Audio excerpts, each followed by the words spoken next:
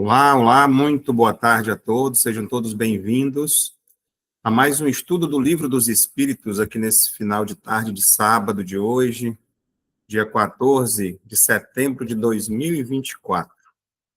E, nesse primeiro momento, eu gostaria de convidar a todos para que a gente eleve o nosso pensamento até Deus, melhorando nossas vibrações, conectando nossas energias com os nossos guias mentores, tanto os nossos pessoais que nos auxiliam nesse momento, na compreensão dos estudos, como também dos mentores, organizadores desse estudo do plano espiritual, que sempre auxiliam, coordenam, trazem irmãos também para participar conosco desse momento de esclarecimento, de ajuda, de auxílio que acontece também, de resgate no mundo espiritual, com essas energias também do conhecimento.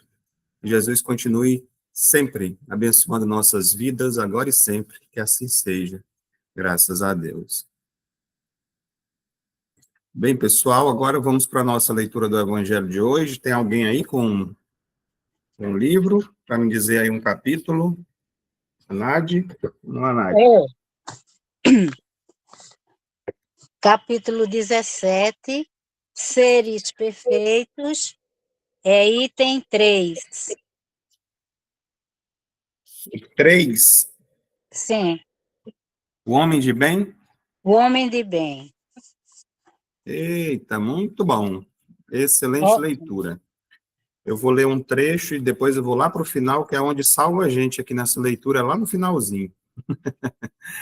O capítulo é o 17, Seres Perfeitos, o item 3, o homem de bem, como já foi dito. E ele começa dizendo o seguinte: o verdadeiro homem de bem é aquele que pratica a lei de justiça, de amor e de caridade, em sua maior pureza. Se interroga a consciência sobre os seus próprios atos. Pergunta a si mesmo se não violou essa lei, se não fez o mal e se fez todo o bem que podia, se negligenciou voluntariamente uma ocasião de ser útil, se ninguém tem o que reclamar dele, enfim, se fez a outrem tudo o que quereria que se fizesse para com ele. Tem fé em Deus, em sua bondade, em sua justiça e em sua sabedoria.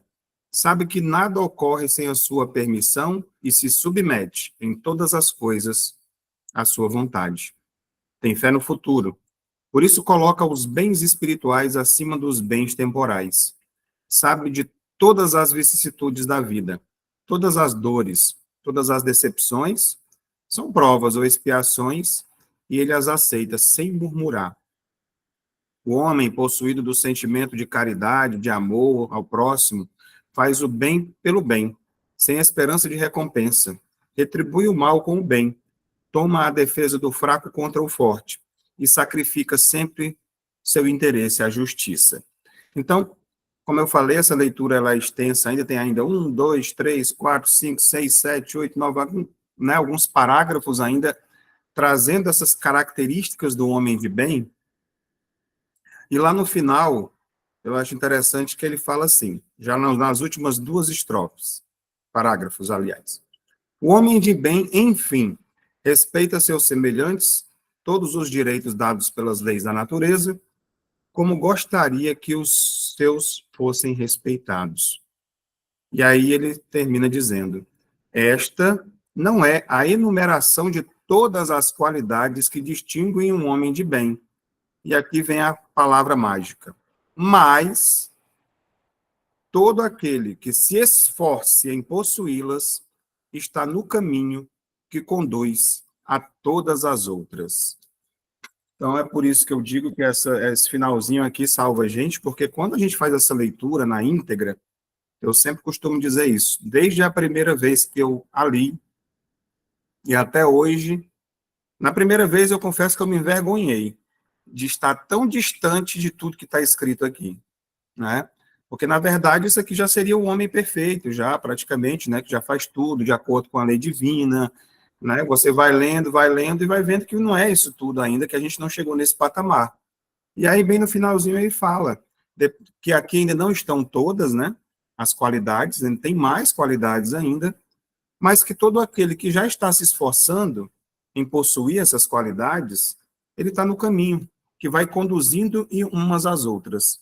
Então, à medida que a gente vai evoluindo num ponto, a gente vai melhorando o outro. Por exemplo, se a gente descobre ou percebe o nosso orgulho, nossa vaidade, nosso egoísmo, isso faz com que se descortine outros problemas e defeitos que a gente precisa corrigi-los. E à medida que a gente vai fazendo isso, a gente vai descobrindo outros e vai corrigindo um de cada vez, né? Um passo de cada dia. Como a gente costuma dizer, a vida não dá saltos. Então, é uma leitura que é aquelas que você poderia ter realmente ela impressa num quadro, na parede, com essas características, né, que trazem esse verdadeiro homem de bem. E a gente, muitas vezes, costuma até dizer de outras pessoas, né? Nossa, né? Ele era um homem de bem, né? Aquela pessoa é um homem de bem. Que bom que a gente pensa dessa forma, porque a gente está pensando em qualidades positivas de outras pessoas. Diferentemente de você, mesmo que a pessoa não os tenha, mas você está vendo coisas positivas. Você enxergou a positividade em outras pessoas. E muito melhor do que muitas vezes a gente está olhando para a pessoa e olhando os seus defeitos, né? Ao invés das qualidades.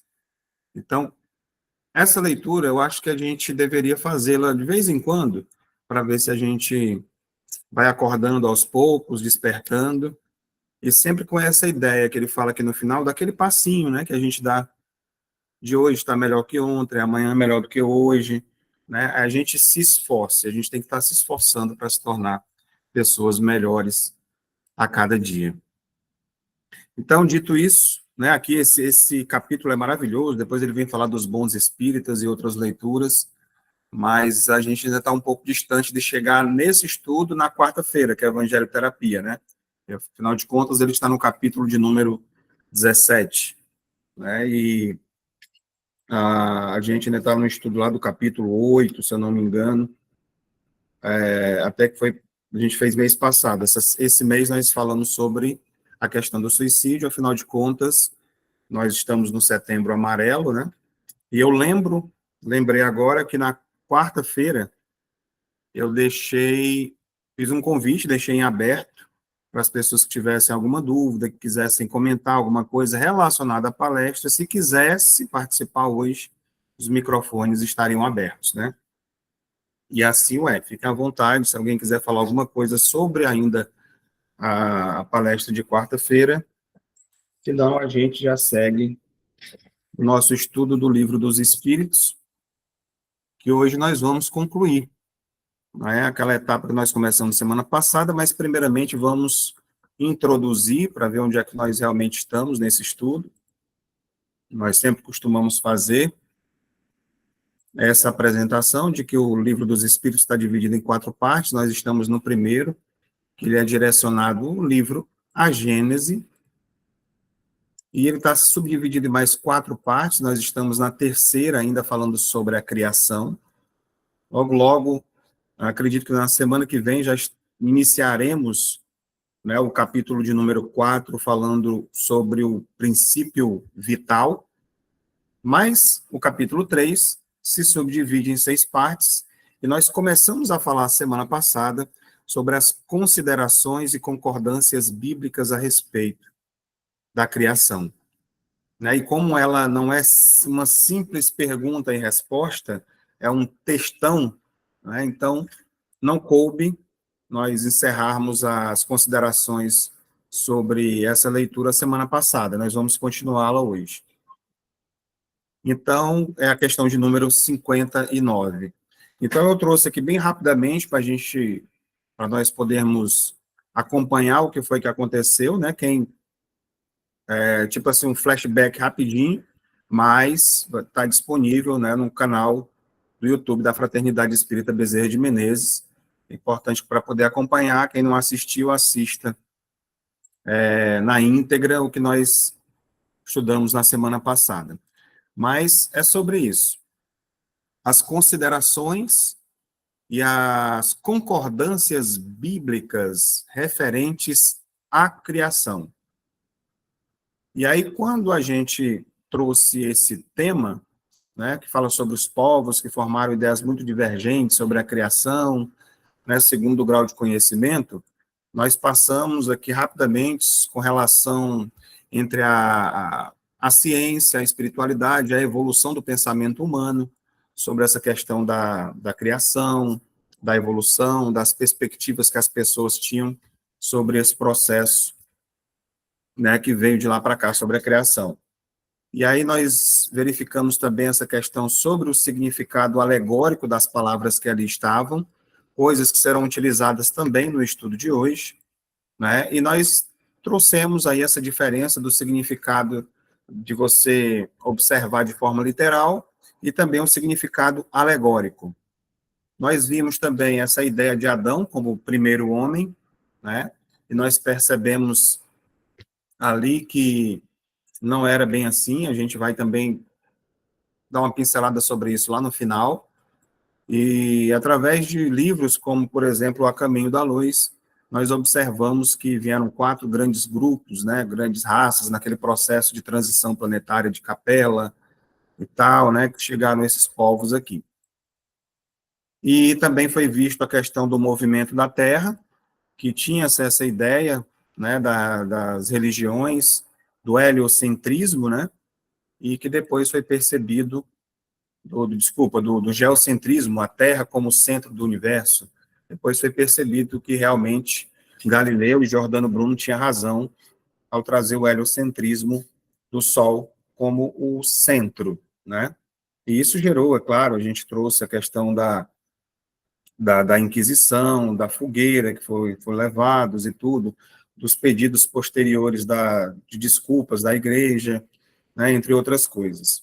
Outra perspectiva que nós trouxemos semana passada foi sobre essa fala, a Bíblia diz, né? Porque essa questão de você levar de forma literal, ao pé da letra, o que está escrito nas Escrituras, sem levar em consideração, né, essa questão da interpretação, né?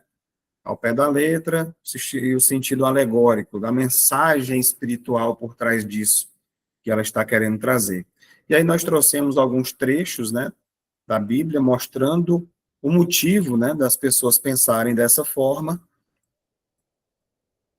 E, em seguida, nós trouxemos estudos científicos onde foi demonstrado que a Lucy, né, ela é uma ossada humana, uma parte de uma ossada humana que foi datada viveu entre 3,8 milhões de anos atrás a 2,8 milhões de anos.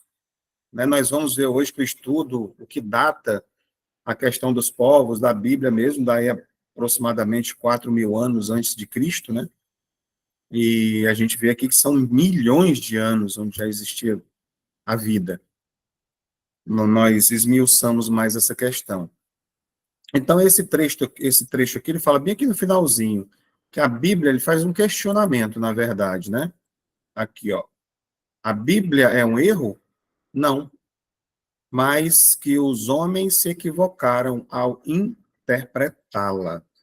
Então, o erro não está na Bíblia, nem na revelação divina, mas na maneira equivocada como nós interpretamos o que ali está. E hoje eu vou trazer, né, bastante coisa relacionada a isso, né, e até indicar algumas palestras que falam sobre essas questões, estudos, na verdade. O que mais nós trouxemos? Falamos aqui já quase no finalzinho, sobre a majestade de Deus, pela razão mesmo de se cumprir sem derrogar as leis da natureza.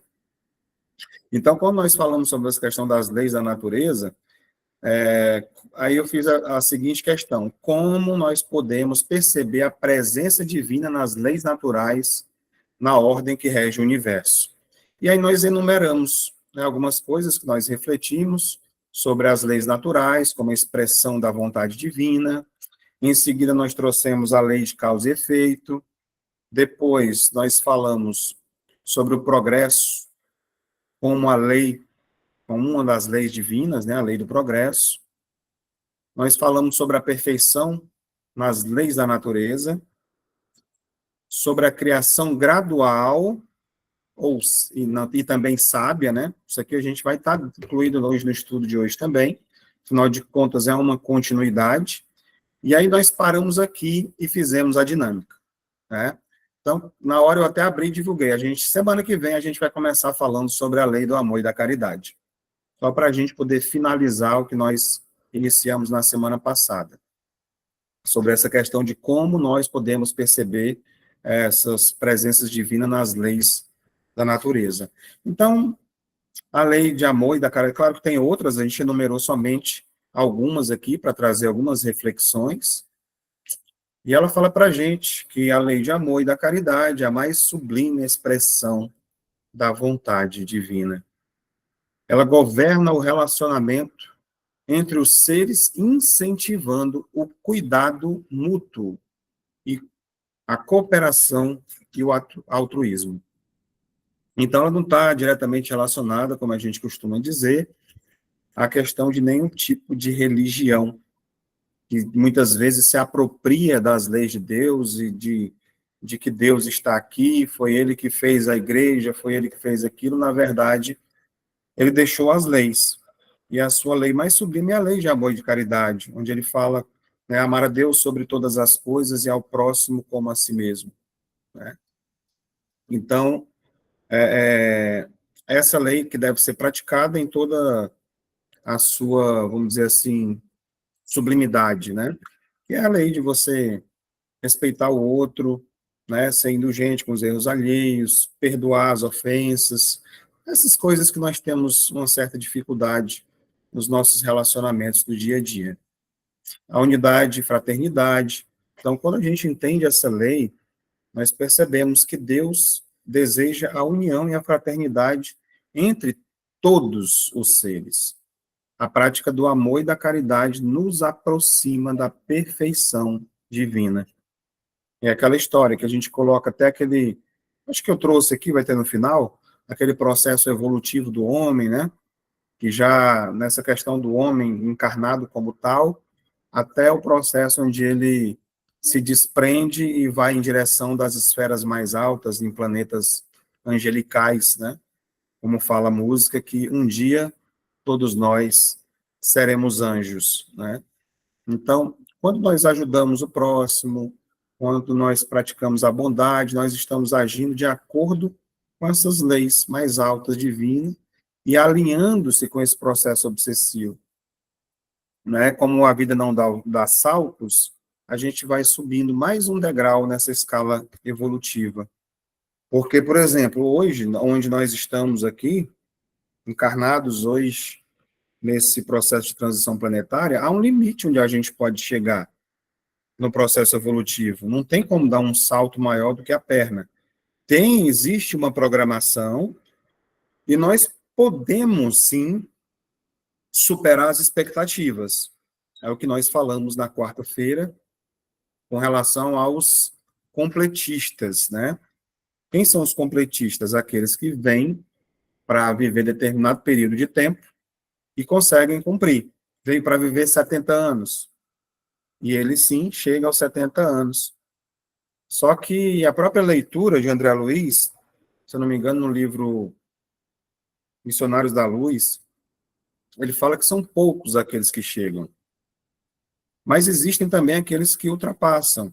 Então, isso seria ultrapassar um pouco as expectativas. De repente, a gente subir 2 degraus de uma vez, né, da nossa programação.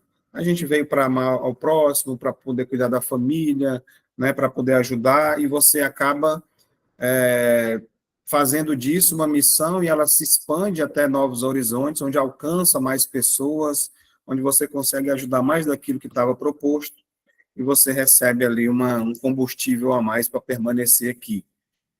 Então, isso nos leva nesse caminho, né, nesse caminho da perfeição divina. Mas não tem como nós sairmos daqui agora, da maneira como nós estamos, e já irmos direto para um planeta, né, de mundo feliz ou angelical, né? Ainda não dá. Então, por isso que é um processo, como a gente já viu e vai continuar vendo aqui. Então, finalizado essa etapa, vamos voltar para a questão do texto, de onde nós paramos, do Livro dos Espíritos. E o texto nos diz o seguinte: a ciência, de acordo nisso com Moisés, coloca o homem em último lugar na ordem da criação dos seres vivos. Quando você vai lá na Gênesis, ele está dizendo, o homem e Deus criou isso, criou aquilo e tal, por último ele diz, e criou o homem. Né? Todavia, Moisés indica o dilúvio universal no ano de 1654 do mundo. Enquanto a geologia nos mostra o grande cataclismo anterior à aparição do homem, atendendo que, até hoje, não se encontrou nas camadas primitivas qualquer traço da sua presença, nem de animais da mesma categoria, sobre o ponto de vista físico. Então, é interessante quando traz essa perspectiva para a gente, porque, de acordo com a Bíblia, né, quando o dilúvio aconteceu nesse período de 1654, da criação do mundo, e que é estimado que cerca de 2.346 anos, então, para completar os 4.000 anos, né? Ou seja, no calendário gregoriano, tanto a ciência quanto a Bíblia concordam que o homem veio depois. Mas há uma divergência aqui, no caso, dos detalhes temporais no processo de criação. Então, vamos continuar vendo aqui, e eu trouxe um trecho, né, que muitas vezes a gente leva realmente as escrituras ao pé da letra, e eu trouxe um trecho da Gênese, da Bíblia, tá? Que a gente está aqui relacionado à Gênese do Pentateuco Kardeciano, né, que é uma das obras da codificação, das obras básicas, né? A gente às vezes tem gente às vezes que confunde um pouco. Tem a Gênese, que nós estamos estudando dentro do Livro dos Espíritos, trazido de lá o conteúdo, e tem a Gênese bíblica, né, que está lá um dos primeiros livros. Então, no dilúvio, que é no capítulo 2, a gente vai ver nos versículos 5, 6 e segue adiante, né? Eu trouxe só um trechinho já para a gente refletir sobre essa questão de interpretação, como ela pode nos derrubar o entendimento, né? E ele fala sobre a corrupção da humanidade. E diz, Yahvé viu que a maldade do homem era grande sobre a terra, e que era continuamente mau todo o desígnio de seu coração. Yahvé arrependeu-se de ter feito o homem sobre a terra. Afligiu-se o seu coração, e disse Yahvé, farei desaparecer da superfície do solo os homens que criei, e com os homens, os animais, os répteis e as aves do céu, porque me arrependo de os ter feito. Mas Noé encontrou graça aos olhos de Yahvé, e eis a história de Noé, e segue a história. Então, eu destaquei aqui essas partes que falam sobre arrepender-se, afligir o seu coração, e ele me arrependo. Deus, o que foi que nós estudamos? Semana passada eu abri aqui o Livro dos Espíritos. Quem está lembrado da primeira questão? Não é quem é Deus, é que é Deus. E a resposta é Deus é a inteligência suprema, causa primeira de todas as coisas, né? Ele falou sobre isso. E aí, lá no item de número 13, na questão de número 13, vai falar sobre os atributos da divindade, que é o que pôde trazer mais ou menos ali. E ele diz, quando Deus é eterno, infinito, imutável, imaterial e soberanamente justo e bom. E aqui nós não temos ainda uma ideia completa dos atributos de Deus. Aí eu vou destacar disso aqui tudinho, só a parte que fala sobre imutável. Quando ele coloca lá que Deus é imutável, ele fala, quer dizer o quê? Se estivesse sujeito às mudanças, as leis que regem o universo não teriam nenhuma estabilidade. Então, Deus, de repente, vai se arrepender de alguma coisa que ele fez, se ele é perfeito? Vamos refletir, eu estou chamando para reflexão, né? Então, de repente, Deus, me arrependi e vou acabar com esse pessoal todinho aqui. Não é estranho? No mínimo, né? Afligiu seu coração, Deus ficou aflito. Já pensou Deus aflito? Né? Então, é coisa de você levar ao pé da letra. Mas a gente vai ver aqui, quando a gente vai entender melhor a simbologia dessas questões que são colocadas na Bíblia, né? Eu fui buscar num cara que eu diria que é um atual codificador das escrituras, né? Com relação às escrituras, porque é um grande pesquisador, que é o Haroldo Dutra Dias. Né? Quem não conhece ainda, existem muitas palestras, canais e tudo do Haroldo, livros lançados. Inclusive, ele lançou o Novo Testamento, a releitura do Novo Testamento, que foi aceito por algumas igrejas e tudo, porque ele não fez uma releitura do Novo Testamento espírita.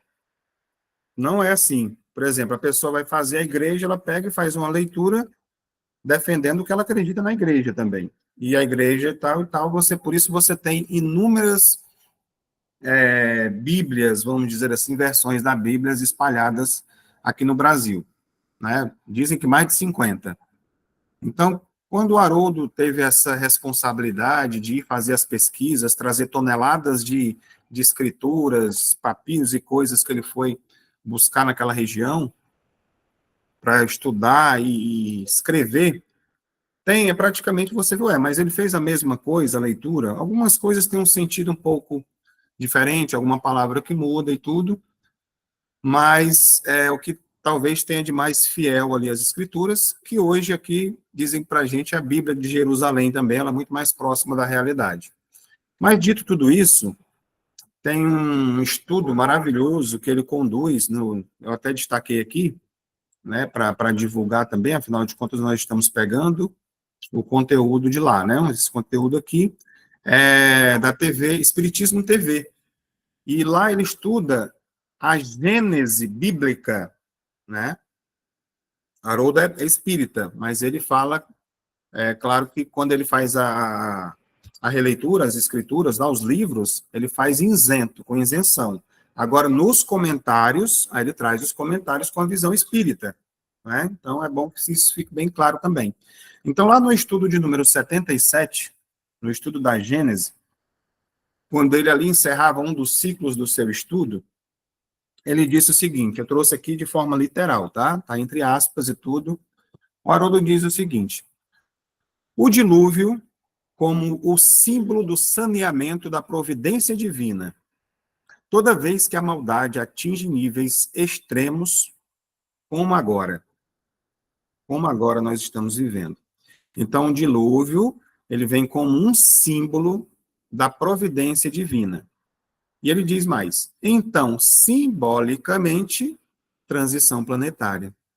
Nós estamos chegando na época de Noé, simbolicamente falando. Uma geração em que a maldade está atingindo patamares insuportáveis.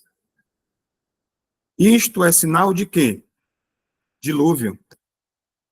Está entendendo? Transição planetária, dilúvio, sinal de uma ação saneadora da providência divina para que o mal não inviabilize o processo evolutivo. É isto. Olha, e aqui dentro desse vídeo aqui, que tem acho que pouco menos de 40 minutos, é bastante interessante como ele vem trazendo toda essa simbologia, que ele vai dizendo que tudo que está escrito tem um sentido na ordem, desde o livro da Gênesis até o Apocalipse. Inclusive, eu já citei outras vezes que ele traz uma palestra fechando com chave de ouro todos esses simbolismos que vão ficando na Bíblia, a questão da quantidade de gerações, entre outras coisas. Ele junta isso tudo lá para poder falar sobre o Apocalipse. Como as coisas passam a ter um outro significado e sentido. E ele fala mais, né, que não é só você ler e procurar entender, é ler e ver além do que está escrito. É o que está difícil. É por isso que eu falei aqui que ele é tipo um codificador das escrituras, né, vem fazendo com que a gente compreenda mais profundamente. Então, aqui ele faz essa relação simbolicamente daquele tempo, daquele dilúvio que aconteceu na época de Noé, com a transição planetária, né, que a própria leitura lá fala, né, lá na Gênesis, dizendo que o homem tinha chegado a um nível de maldade e tal, que não tinha como continuar. Então vem aquilo e faz aquela limpeza. E E é o que a gente está vivenciando agora. Mas aí ele continua, ele diz mais, ele pergunta o seguinte, mas por que nós vamos estudar Noé? Né? E ele fala, para aprender a construir a arca. Né? Olha aí o simbolismo, né? A analogia que está se fazendo com aquela época com agora. Então, a gente precisa aprender a construir a arca. Mas, Cláudio, para que serve a arca? Não estou entendendo isso que você está querendo dizer, né, nesse momento. Como é que eu vou construir essa arca? Ela é feita de madeira? Né? Ela nos livra do quê? Porque naquela época a arca era para o dilúvio, veio a chuva, né? E eu sobreviver àquela situação, eu passar por aquela tempestade, por aquela dificuldade e depois vir a bonança. Mais ou menos esse o sentido? Então, o que é que a gente está vivendo agora? Não é tempos tempestuosos, difíceis, não é? Um dilúvio de más notícias, de coisas ruins acontecendo no mundo.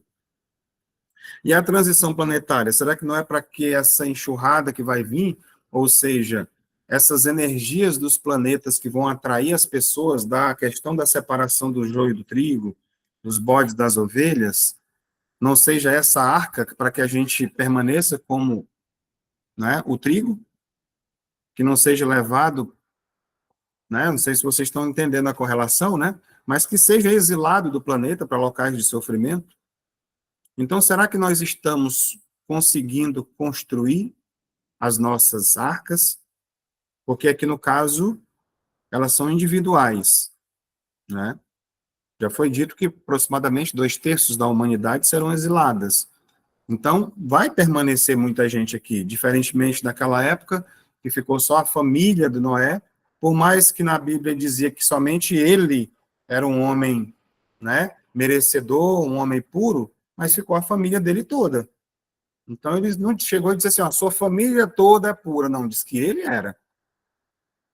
Só que no caso aqui, no entendimento que nós temos para hoje, é que essa construção, ela é individual. Eu não posso fazer pela minha família. Eu posso auxiliar, ajudar, orientar, mas cada um faz a sua parte. Quando nós recebemos essa responsabilidade, vamos dizer assim, de trazer conteúdos em palestras, em estudos, não quer dizer que todo mundo que esteja assistindo vai seguir. E muito menos quem está lhes falando. Né? Porque realmente uma responsabilidade. Dizem que quando a água quente passa pelo cano sujo, ela vai limpando. Então, é uma maneira também da gente se apossar, vamos dizer assim, desses conteúdos e ir trabalhando na gente também, né, esse processo, para ver se a gente consegue construir essa arca. Oi, Ana Silvia, pode falar, por favor. Vou ligar seu microfone.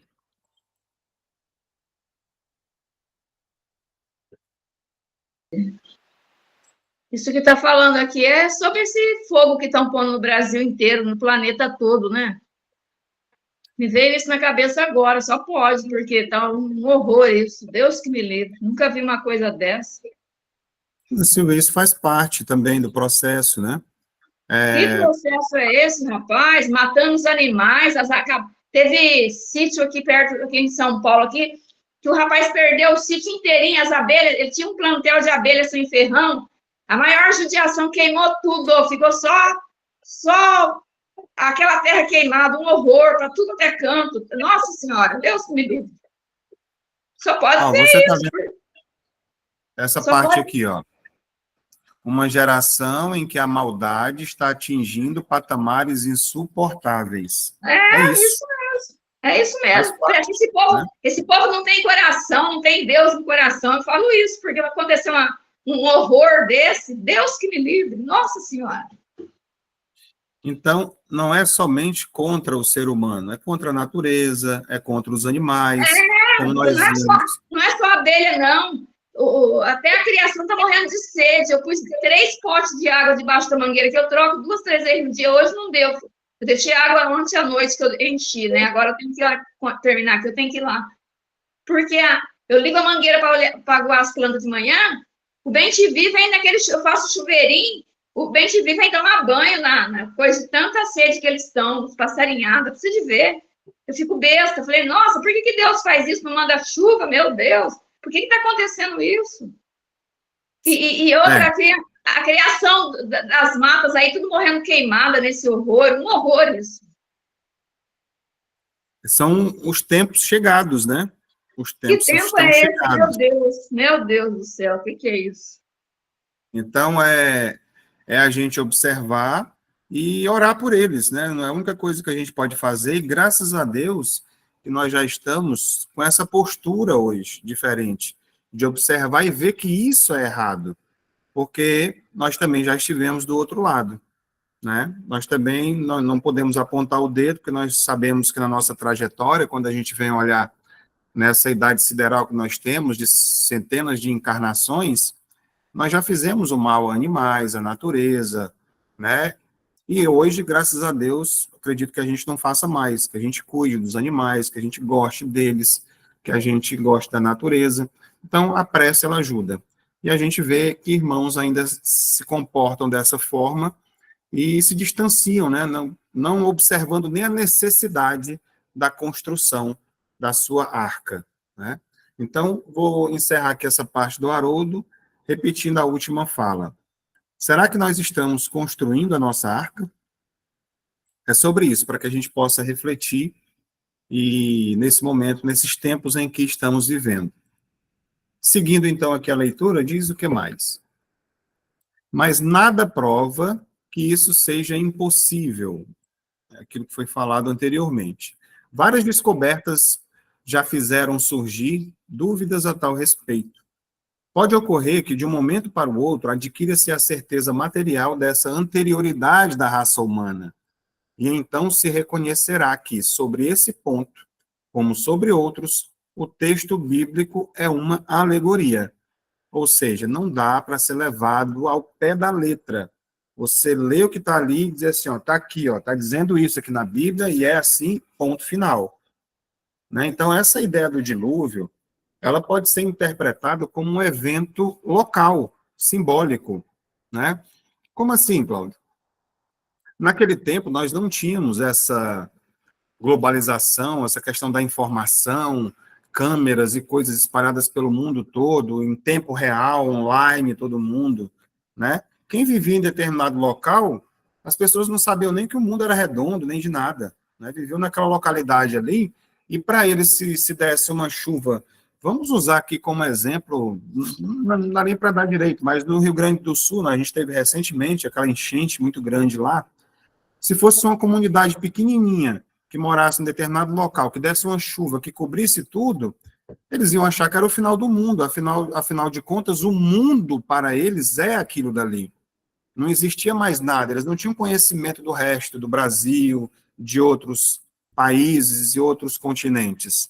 O mundo que eles conheciam é aquele, diminuto. Então, choveu tudo, acabou com tudo, meu Deus, o mundo acabou. Né? Então, é nessa perspectiva, dessa interpretação desse evento local, lá onde estava Moisés e aquele povo. Então, e de certa forma, isso reflete mudanças importantes na história, né, da humanidade, ao invés de um evento simplesmente global. Quando nós olhamos, além dessas interpretações literais, vamos dizer assim, e nós vamos buscar um significado espiritual, como a gente fez agora, dessas grandes transformações que acontecem na humanidade, como o dilúvio trouxe para a gente, né, que pode ser, sim, interpretado como um ciclo desse processo de renovação e de evolução, como nós estamos vivendo agora. Foi esse link que fez o Haroldo, agora com o processo lá do dilúvio. Então, o dilúvio ele vai simbolizar o né, um ciclo, vamos dizer assim, de decadência moral daquele povo e o início de uma nova era.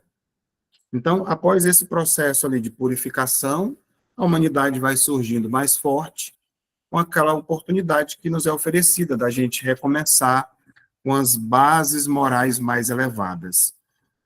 Então, você imagina, né, como a gente costuma utilizar a questão da analogia com a sala de aula, né, quando a gente coloca, se você separa, você tem, quem já foi professor sabe que você tem uma sala com 40 alunos, mais ou menos ali vai ter uns 10, né, pelo menos antigamente, hoje parece que é menos, né, vamos colocar 10, são mais interessados em prestar atenção na aula, na matéria, que vão tirar notas boas e chegar lá no final do ano, tudo certo. E tem ali uns 30 que não querem nada, que faltam aula, fica só conversando durante a aula, dá trabalho direto ao professor. Então, você imagina que, chegando em determinado período, você separasse, né? Claro que isso não é permitido aqui, lá nas escolas tradicionais. Mas se você separa esses 30 alunos, vá para essa escola aqui mais dura, né? Mais severa, e esses 10 aqui, vamos continuar aqui, juntando com aqueles outros 10 que tem ali, que são bons também, como é que vai ser a harmonia dessa sala de aula? Todo mundo interessado, todo mundo se ajudando, todo mundo colaborando, estudando juntos, uns com os outros, com os professores. A tendência é que a coisa se destaque, né? Seja muito mais agradável esse ambiente do que aqueles que ficam bagunçando, jogando coisa no outro, gritando, xingando palavrão e tudo.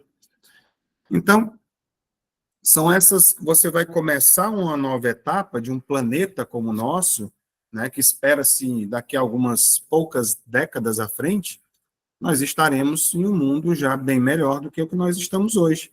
Porque esses alunos que estão bagunçando aqui, que estão colocando fogo no planeta, que estão matando os animais, que estão fazendo mal uns aos outros, eles serão retirados e separados.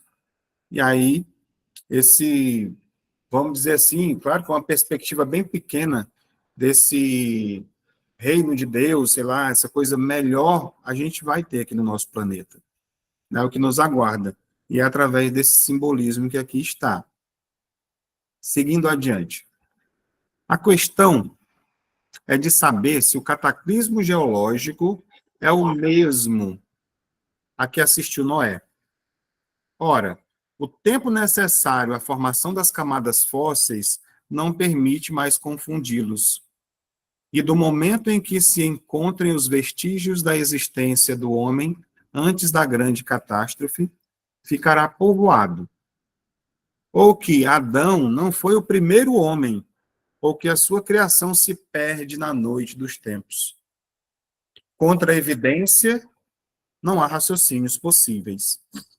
E seria preciso aceitar esse fato como se aceitou aquele do movimento da Terra e dos 6 períodos da criação. Então, aqui leva em consideração, né, que nós já entendemos a questão do movimento da Terra, né, do centro, que a gente já falou anteriormente, desses 6 períodos, que não foram 6 dias, mas 6 eras. Então, essa primeira parte aqui, onde o tempo é necessário à formação das camadas fósseis. A ciência, hoje, ela já consegue mostrar para a gente que a formação dessas camadas, ela aconteceu ao longo de milhões de anos. Milhões de anos. E que torna inviável uma interpretação literal do dilúvio bíblico como responsável por esse fenômeno geológico. Então, não dá para ter sido a essa quantidade de anos atrás, como nós vimos anteriormente, que não bate com a ciência, né, com os estudos geológicos que já foram feitos até hoje. E aí, quando fala que Adão não foi o primeiro homem, ou que a sua criação se perde na noite dos tempos. Apesar de nós já termos visto isso anteriormente, né, além disso, nós vimos também, na semana passada, aquela questão da Lucy, né, que já foram encontrados inúmeros vestígios humanos anteriores a Adão, né, pelo menos da época que data as escrituras. E aí, como é que fica? A gente ignora tudo isso? Não, mas está escrito aqui, é do jeito que está na Bíblia. Por mais que estejam dizendo que esse pessoal, esses ossos foram encontrados antes, aí é mentira. Então, você não vai contra a ciência. Por isso que diz que ciência e religião precisam fazer as pazes. E eu sempre costumo dizer, já fizeram faz muito tempo, né? As pessoas aqui ignoram esses fatos. Então, como tradicionalmente é interpretado, né? Dessa forma. Ou seja, a criação é muito mais antiga do que o sugerido na cronologia que nós encontramos na Bíblia. O que mais nós temos aqui? Ah, então aqui a gente pode tirar o seguinte reflexão também. É que o conhecimento espiritual e esse conhecimento científico que eu estou falando aqui, eles não precisam jamais serem incompatíveis. Né? Como eu falei agora, a ciência e a religião já fizeram as pazes. Então, essa interpretação dos textos antigos, como a Bíblia, deve ser revisada, olhada com outros olhos, vamos dizer assim, à luz das descobertas científicas, sem perder de vista os ensinamentos espirituais. Muito pelo contrário, ele ajudaria a gente a entender muito mais profundamente o ensinamento que realmente ele traz para a gente. Enquanto se perde tempo nessa discussão, se foi isso, o que adianta eu saber se foi Adão o primeiro homem ou não, o que vai ajudar no meu processo evolutivo? Qual a mensagem que isso quer dizer para a gente? Quando a gente esmiuça e descobre que essa questão do dilúvio é um processo que a gente precisa evoluir, se desenvolver para se tornar uma pessoa melhor, para não ter que o dilúvio carregar a gente, é muito melhor do que a gente entender como um processo histórico que Deus ficou com raiva do povo e acabou com todo mundo, um Deus vingativo. Então, essa perspectiva, pelo menos no entendimento, ajuda a gente a perceber a divindade com toda a sua propriedade, vamos dizer assim. Então, esse desenvolvimento no campo da ciência, no campo espiritual, à medida que a ciência avança, nós também devemos ajustar aí esse entendimento, né, de mundo com a espiritualidade. Isso vai ajudar e nos ajuda e nos tem ajudado grandemente no nosso processo evolutivo aqui na Terra. E seguindo, a existência do homem antes do dilúvio geológico, em verdade, é ainda hipotética, mas eis aqui o que o é menos. Admitindo-se que o homem apareceu pela primeira vez sobre a Terra 4.000 anos antes de Cristo, se 1.650 anos depois toda a raça humana foi destruída, à exceção de uma só família, disso resulta que o povoamento da Terra data de Noé, quer dizer, de 2.350 anos antes da nossa era. Ali acabou tudo, não acabou o mundo, ficou só a família de Noé? Não é isso que está dizendo aqui? Então, nós tivemos somente 2.350 anos até chegar na nossa era, para se desenvolver tudo isso. Então, vamos refletir aqui, porque uma análise assim mais, vamos dizer, lógica, né, dessas datas, demonstra que esse relato cronológico aqui do tempo, ele vai entrar em conflito com fatos observados pela ciência e pelo estudo da nossa história, da humanidade como um todo, né, vamos dizer assim. Então, essa linha de raciocínio, no entanto, ela é confrontada com esses achados arqueológicos que nós já trouxemos, inclusive, aqui, com históricos como é que se diz? Antropológicos, né, chamados também, que vão demonstrar que a existência das civilizações, elas são bem anteriores a essa data, como a civilização egípcia, suméria e outras, por exemplo, que chegam a datar 6.000 a.C. E aí não bate, né, essas informações. Povos ali próximo ao Rio Nilo, né, aquela civilização que tinha lá. Então, quando a gente propõe uma visão mais abrangente, mais progressista, vamos dizer assim, dessa criação e da evolução humana, a gente não se limita a essa cronologia, mas a gente entende que a evolução da humanidade se deu ao longo de um período muito mais extenso do que o descrito nesses relatos, né, nos tradicionais que a gente encontra. Isso também vai ao encontro da ideia de que essa verdade espiritual se revela de acordo com o conhecimento humano. À medida que a gente tem a capacidade de entender, de compreender, a coisa vem crescendo, vem evoluindo. Então, isso traz mais uma vez essa ideia, a gente vai estar sempre repetindo, entre essa harmonia entre a ciência e a religião, para a gente poder entender. Vamos mergulhar um pouco mais nisso ainda. Então, ora, quando os hebreus emigraram do Egito, no 18º século, encontraram esse país muito povoado e já bem avançado em civilização. A história prova que, nessa época, a Índia e outros países estavam igualmente florescentes, sem mesmo levar-se em conta a cronologia de certos povos, que remontam a uma época bem mais recuada ainda. Então, essa passagem aqui ela só vai reforçar, né, o que eu disse anteriormente. Então, os ensinamentos espirituais aqui contidos, eles vão estar lá, né, de forma profunda, de forma significativa, muitas vezes alegóricas, mas estão lá. E é bom lembrar que essa cronologia da Bíblia não pode e não deve ser levada ao pé da letra, sempre repetindo, né, muito mais com o seu simbolismo e com o seu sentido figurado, como a gente trouxe anteriormente. Muitos símbolos ali estão. E aqui é que a gente vai ver um pouco mais sobre isso.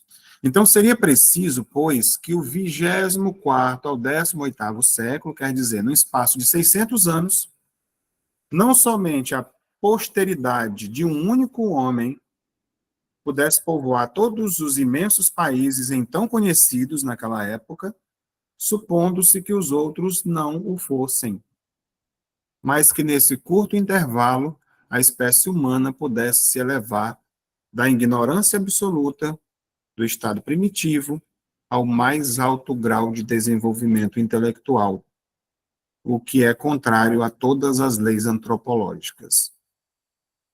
Então, as leis antropológicas são aquela ciência que estuda ali a espécie humana, né, desde a sua origem, o seu desenvolvimento social, cultural, entre outras coisas, modo de agir.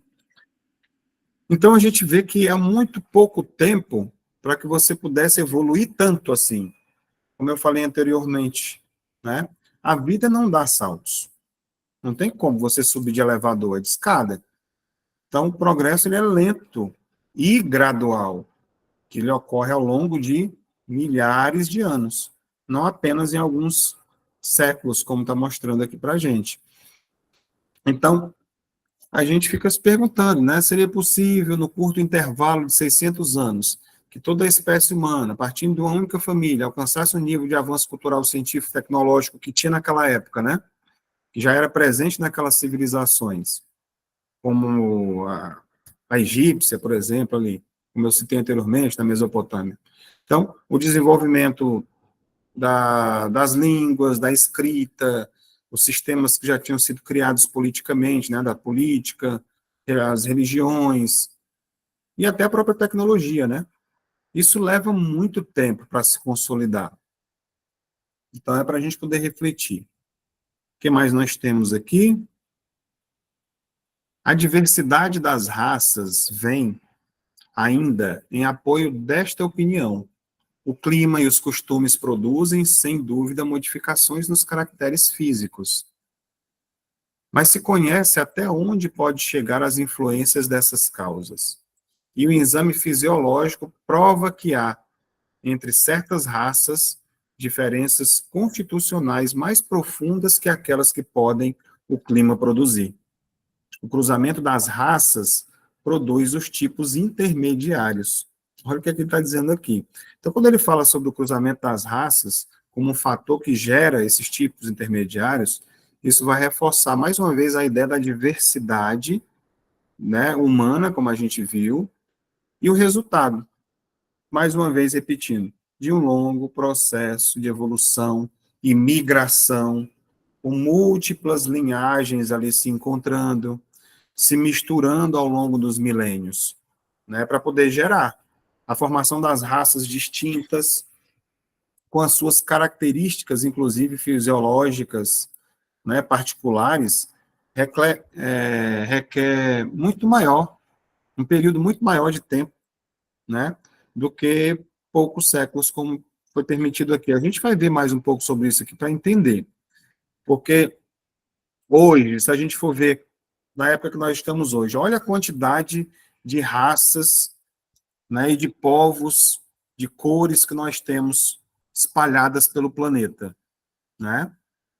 Então, olha quanto tempo levou para nós chegarmos até aqui, né? Os orientais, com os olhinhos puxados, pessoal da África, não generalizando, é claro, né?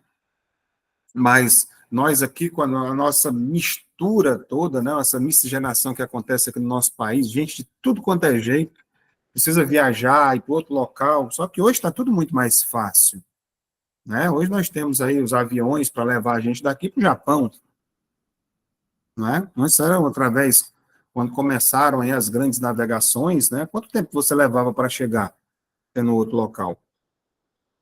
Então, tudo era muito mais difícil, muito mais demorado, não era tão simples quanto agora. Isso tudo a gente vem fazendo para a gente poder racionalizar, né? Não se diz que a fé raciocinada, né? Então, é isso que a gente está procurando fazer. Refletir sobre aquilo que está escrito, para a gente ver se essas coisas realmente fazem sentido. E quando ele diz aqui, ele tende a apagar os caracteres extremos, mas não os produz, apenas cria variedades. Ora, para que pudesse cruzamento de raças, era preciso que houvesse raças distintas. E como explicar sua existência, dando-lhes um tronco comum, e, sobretudo, ainda próximo? Como admitir-se que, em alguns séculos, certos descendentes de Noé se transformaram a ponto de produzirem raça etíope, por exemplo? Uma tal metamorfose não é mais admissível que a hipótese de um tronco comum para um lobo e um cordeiro, para um elefante e um pulgão, para um pássaro e um peixe. Olha a comparação que está trazendo para a gente aqui, né? Como se da mesma linhagem viesse ali o lobo e o cordeiro, né? Você vê raças humanas tão diferentes e diversificadas em tão pouco tempo, né? Então, o cruzamento dessas raças, ela tende a criar variedades e tipos intermediários, mas ela não gera por si só novas raças com características tão extremas assim, né? Tão distantes.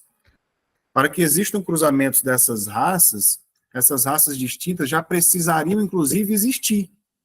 Então, já tinham outras raças, né? Olha aí para onde é que leva.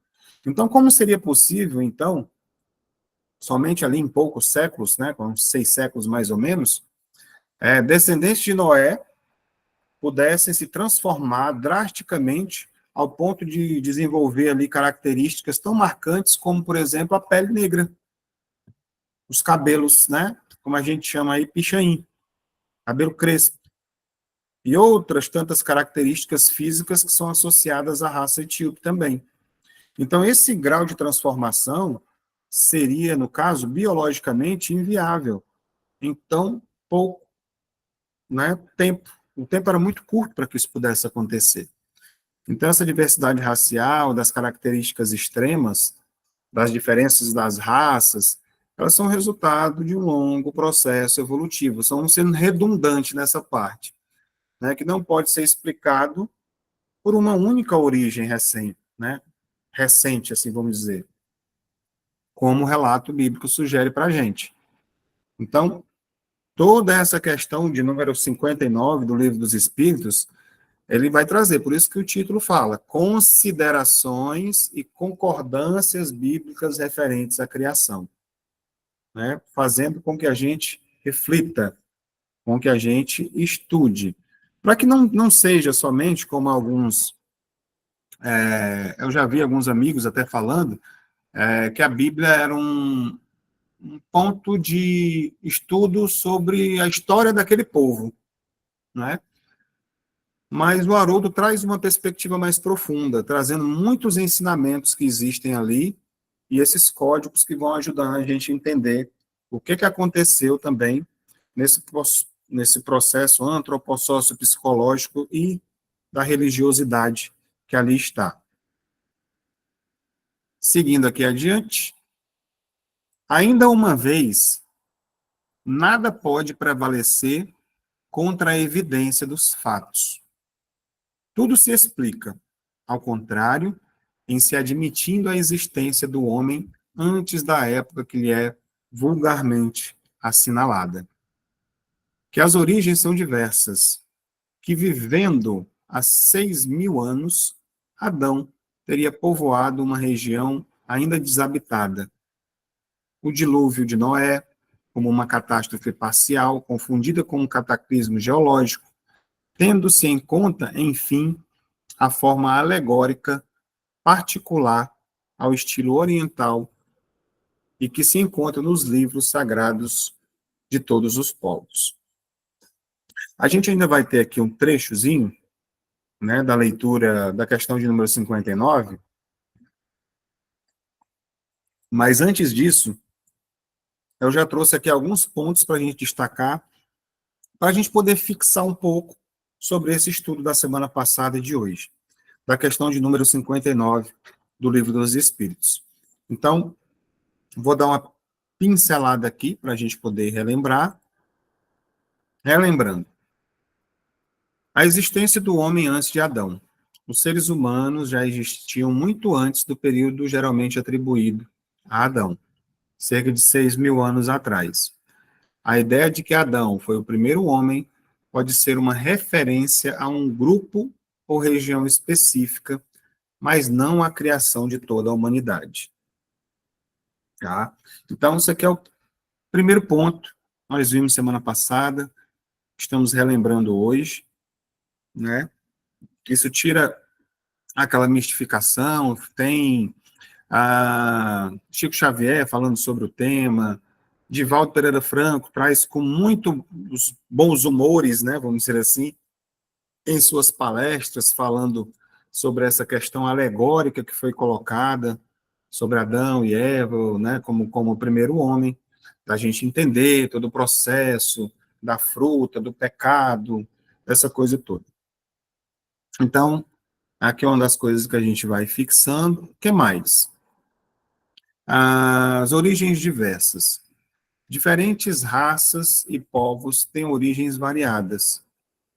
Em vez de toda a humanidade descender de um único ancestral, que é Adão, diferentes grupos humanos surgiram em tempos e lugares distintos, o que explica a diversidade racial observada, né? Então, como a gente acabou de ver, inclusive agora no próprio estudo, essas origens diversas, que não fariam sentido vir nem somente de Adão e Eva, e nem posteriormente o mundo ter acabado com um dilúvio, e a família de Noé normalmente gerou todo mundo que está aí hoje, né? Até porque a gente não chegaria lá de Adão para cá, a não ser que recomeçasse ali de Noé, né? Então, nós acompanhamos no livro Caminho da Luz, né, de Emmanuel, trazido por Francisco Cândido Xavier, falando e especificando, detalhando passo a passo esse processo aqui, juntando com o livro A Gênese e Os Exilados de Capela e outras obras também semelhantes. Você, quando lê essas obras de forma simultânea ali, lendo uma, estudando-as, você vai vendo que é como se fosse um colar de pérolas. Você vai unindo pontos e fazendo com que se faça entender, né, de forma muito mais clara todo esse processo evolutivo da criação, da chegada das pessoas, de como se desenvolveram essas raças, a questão racial, aqui povoando todo o nosso planeta, né? O que mais nós temos? Adão povoando uma região específica, de certa forma já fica subentendido ali, né? Adão, de fato, pode ter sido ancestral de um grupo de pessoas que habitavam uma região desabitada sem a pretensão de representar toda a humanidade. Isso que a gente já viu. E o que a gente estava vendo hoje, mais de forma aprofundada, né, que o dilúvio de Noé como uma catástrofe parcial. O dilúvio de Noé pode ter sido um evento local, uma catástrofe que afetou uma região específica, mas que foi confundida com um cataclismo global. Muitas culturas antigas têm relatos de grandes inundações, mas elas podem ter sido eventos regionais que foram interpretados como universais. Mais uma questão interpretativa, já foi fonte do nosso estudo de hoje, só para ficar relembrando toda a questão. Mário, levantou a mão? Pode ligar o microfone e participar, por favor.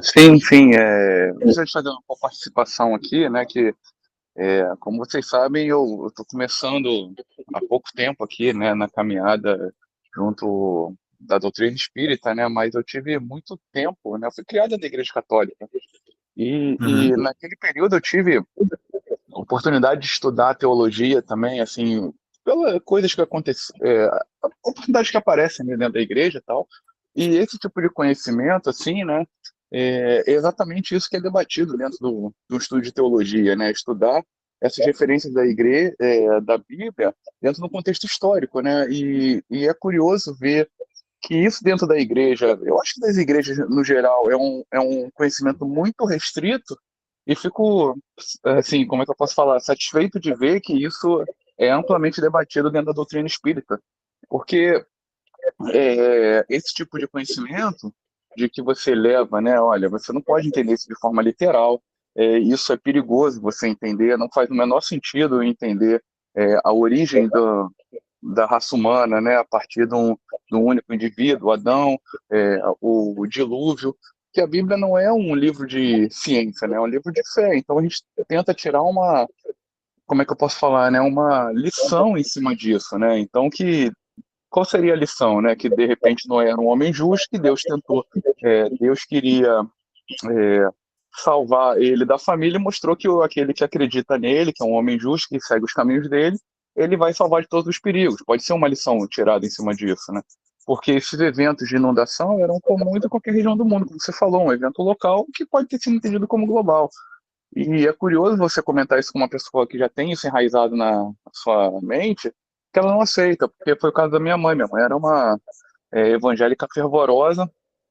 Eu comentava isso com ela, ela achava que eu tava, falava, pô, tudo isso é mentira, então, não sei o quê. Eu tentava explicar para ela, não, mãe, isso é uma visão diferente, né? Isso foi apresentado para aquele povo que era a visão de mundo que eles tinham, a capacidade intelectual que eles teriam para entender isso, né? E eu acho bastante interessante que isso dentro da doutrina espírita já é colocado logo é um conhecimento comum, né? Não é uma coisa restrita que você assim tem que buscar em círculos talvez mais restritos quanto a isso, tá? Então Não eu é um gostaria de falar, mistério, né, Mário? Assim, não é não um é um mistério, mistério. exato, não é um Isso. mistério, sabe? Eu acho que Uhum. isso melhoraria muito, né, a relação das pessoas com a própria fé e a própria religião,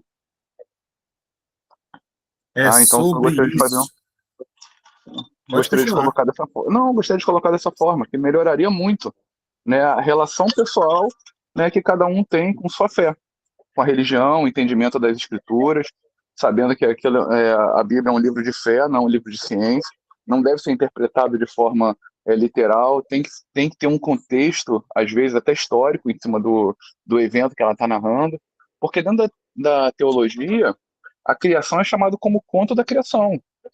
Isso daí, eles acreditam que foi baseado em diversas culturas que têm a origem, contos similares da criação, na qual os hebreus tiveram contato. Os hebreus eram uma tribo nômade naquela época, né? Então, e era tudo tradição oral, não se tinha a tradição de se escrever as escrituras, porque as pessoas não sabiam escrever, nem ler. Então, à medida que eles tinham contato com outras culturas, de repente essas coisas iam sendo englobadas na cultura geral deles. Em algum momento se colocou, né, como escrita. Então, precisa ser considerado dessa forma e com muito cuidado. Então, só isso que eu gostaria de colocar e, sem me alongar muito, não atrasar. Perfeito. A tua participação foi pontual e, eu diria, ímpar, que veio somar e trazer um ponto exatamente fundamental nessa fala aqui. Porque, assim, o Espiritismo, como eu costumo dizer, ele não veio para ser uma religião. Ele não veio para ser uma religião e criar muros entre as outras. Para ser tipo assim, como, né, eu acho que você falou sua avó, acho que foi sua avó, foi sua mãe, né? Você falou, ela veio para ajudar a ter uma compreensão sobre o que está lá. Fala sobre codificação. ela era para chegar na Igreja Católica, que já existisse, né, na época, nas evangélicas e tudo, e ser um fator em que ia agregar, ajudar as pessoas. Nossa, está aqui, então é por isso que eu não estava entendendo o que estava aqui na Bíblia, ela vai me ajudar a entender. Mas, infelizmente, foi, né, recebido, por isso que ela chegou, primeiramente, com o Livro dos Espíritos, né, que é o que a gente está estudando. Ela veio como filosofia, perguntas e respostas, né, e alguns anos depois, pouco tempo depois, foi que veio o Evangelho segundo o Espiritismo e tal, aí, infelizmente, as pessoas já criam as barreiras e vão separando, né, mas você trouxe esse ponto, Maria, perfeitamente, é isso daí. Se ele chega dessa forma para ser debatido dentro das igrejas, onde quer que seja o livro dos médiuns, para falar sobre essas questões de possessão, obsessão, que acontecem com as pessoas, estudassem mais, né, e trouxessem uma linguagem de evangelizar o espírito ao invés de expulsar os demônios, isso ajudaria de forma muito relevante todo o processo evolutivo da nossa humanidade, religiosamente falando, né, como um todo. Essas questões, essas perguntas sobre a Gênese e tudo, mas infelizmente foi visto com outros olhos e os degraus, né, vão ficando mais distantes uns dos outros. Mas que bom que nós estamos aqui já tendo esse entendimento, abrindo essas possibilidades de entendimento, e se realmente faz sentido para a gente, né, é por aqui, né, o caminho. E as coisas tendem a fazer sentido, sim. Então, para a gente já caminhar aqui para um encerramento, o estilo alegórico e simbólico, né? Kardec reforça a importância de interpretar os textos sagrados de forma simbólica, especialmente porque o estilo oriental, né, como encontrado na Bíblia e em outros livros sagrados, tende a utilizar alegorias e metáforas. Muitas das narrativas bíblicas, como o dilúvio, a criação de Adão, têm um caráter simbólico, carregado de ensinamentos morais e espirituais. É aquilo que você falou também, né? Você vê ali o que ele está querendo te dizer, né? Qual conteúdo espiritual que ele está me dizendo. E aí você conseguiu enxergar ali aquela coisa de Deus perceber que ele era um homem bom, que ele merecia permanecer aqui, não ser levado pelo dilúvio, né? Fortalece a nossa fé para que a gente esteja nesse caminho também. E aí a gente se pergunta, já está construindo a sua arca, né? A gente já está construindo a nossa arca. Então, em vez de serem relatos históricos literais. Então, não é necessário, né, que a gente rejeite a fé aceitando evidências científicas. Não precisa disso, né?